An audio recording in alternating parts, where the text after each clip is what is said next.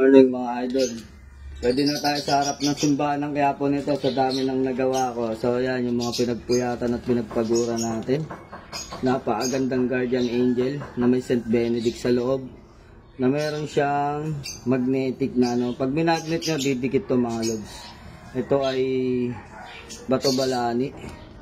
Tapos yung mapagpalang kamay na merong yung berheng mapagpala o bukas palad.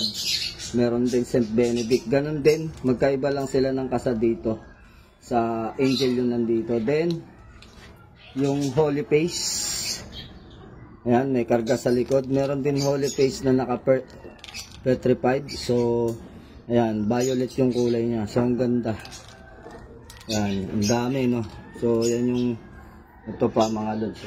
So, napakarami niya. Ito naman yung mga pampaswerte. Mga may Santo Niño na merong gemstone sa loob. Ang gemstone niya green jade tsaka citrine. So ayan, ito naman gemstone lang.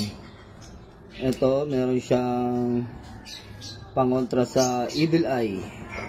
May mga masamang mata na mga naiinggit sa inyo. Then ito naman yung isa.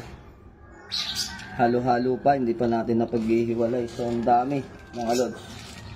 Ayan, then ito yung baon na ginawa natin ngayon na walang mata.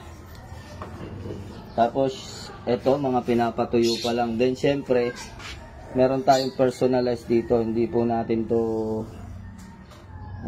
lagkit. So hindi natin siya pinalilimusan, papakita ko lang. Ito yung tatlong pinagkaisahang kamay ng tatlong persona. Then meron siyang kontra sa masamang mata na sumisimbolo sa tres picoroma. So tatlong tres picoroma yung side niya. Then meron din siyang infinity eye.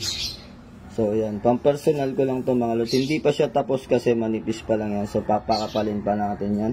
Then makikita nyo pag natapos na. So yan, matagpalang umaga sa lahat ng maglilimusan. Ayan yung ating mga pinalilimusan. So napakarami.